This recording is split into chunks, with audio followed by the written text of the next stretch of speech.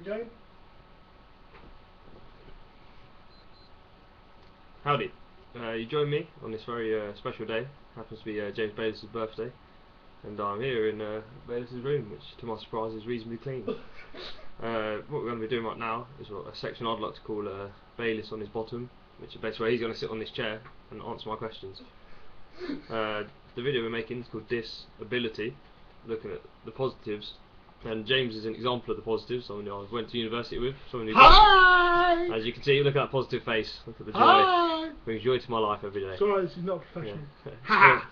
I've never seen you do anything professional, James. But yeah, no, James went to university with me. That's just harsh. Managed to graduate with me as well, when he was awake in the lectures, which was most of the time, to be fair. How rude! 90% of the time. But yeah, so James, question. Okay. What do you think is your greatest achievement so far and the thing you've most overcome? I'll let you take the chair. Well, everybody, the greatest achievement so far would be the ability to walk, because doctors said it could never happen. Martin.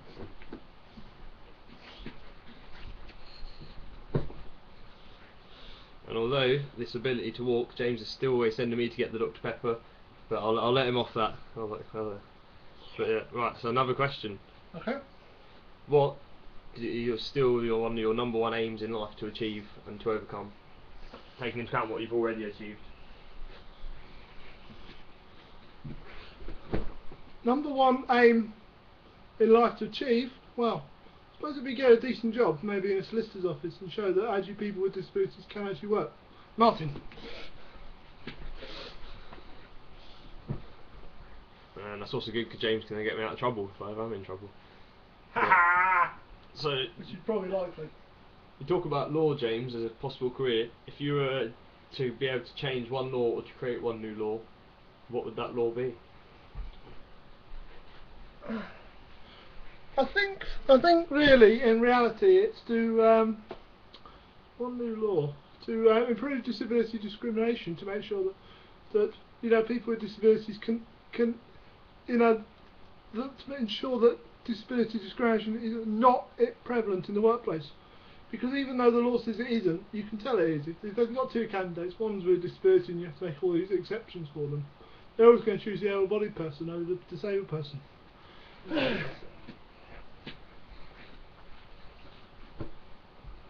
Probably have to agree with that. I think it is probably difficult to find work law. So like I say, you've been looking for a while now, and obviously the best way you've gone to solve it is by getting into law and changing the law. So it's good approach. What else could we ask Mr. Bayliss? Now we have him in our presence. James, who are your heroes and inspirations? And would you in the future like to be seen as an inspiration to people?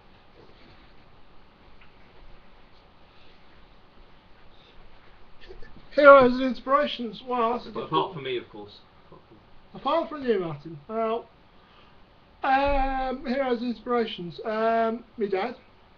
My dad's an inspiration because he's always told me that no matter how big the mountain is, you're always able to do stuff if you really try. And there are people like the Paralympians, say Ben Rushgrove. He's an inspiration because he showed that you can actually, no matter how much bullying and how much pressure there's put on at school, you can overcome that. And my friend Ian Green, he's an inspiration because he's had problems in his life, and he's now really inspirational, funny man. He does a radio show every weekday on Monday, so it's fantastic. Let's check out when you're not watching this. Oh, it's good exercise, always getting up and down. Well, as you can see, an inspirational man, I think you'd all agree. And I hope you look forward. Oh, I think James got another point. Yeah, we're gonna have a bit of fun now. We're gonna switch roles. I'm gonna ask the questions. Q&A. Alright, I'll let you sit down. Because those of you have probably wondered, to actually know, because I suppose those of you out there will have disabled friends. But now we're going to ask Martin a few questions. Cool. This wasn't planned, so it should be good. This should be good, yeah. We don't plan anything in life. Life is never planned. James will tell you about my approach to essays and exams. Yeah, it's never planned. It's 8 o'clock every morning, isn't it, Martin? Yeah. Yep. I just wanted to ask you, Martin, what's it like to actually know somebody? Is there any difference between having a disabled friend and having a non-disabled friend?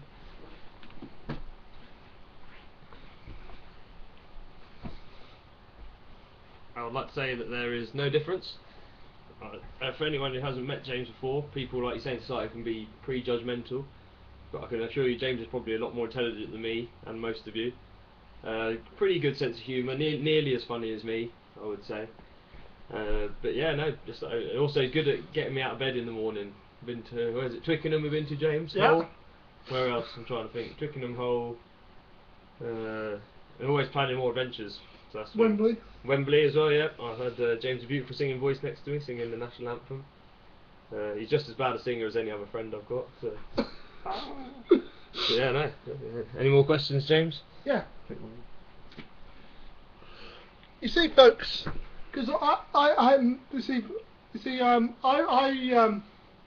I was never I was born unfortunately with cerebral palsy because it was actually detected on my scan before I was born. So unfortunately there was no choice but not to have cerebral palsy. So I was just wondering to ask Martin, if you don't mind, what would you do if the tables turned? You know, if you were disabled, what would you expect from me?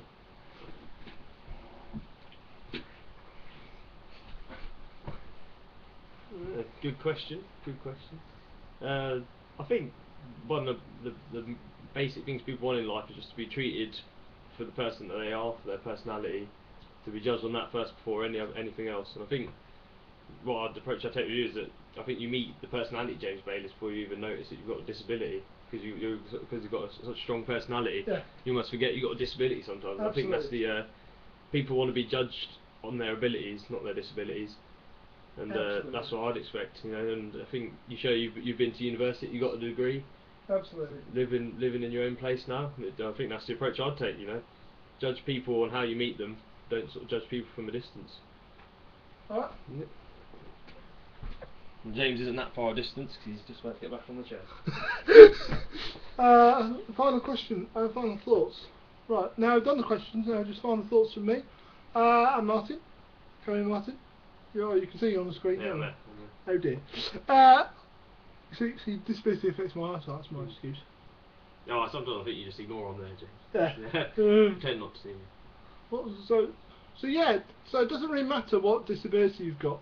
You see, I love all my friends, but somebody can be, you know, as long as you treat people right, treat people equally, you know, it doesn't matter if they've got Asperger's syndrome, cerebral palsy, dyslexia, dyspraxia, anything. As long as you treat people equally, then it's cool. So just carry on doing that. Thanks. Wise words by Mr. Bayliss. This has been Martin and James, High five. or as we like to call ourselves, Reagan and Gorbachev. Gorbachev, Reagan. Long story, Yeah. made short. To do the stupid hat worn by him. But Yeah. I haven't got my chair, so I need a hat to keep me warm. Yeah. Anyway, thank you. Bye bye. Peace.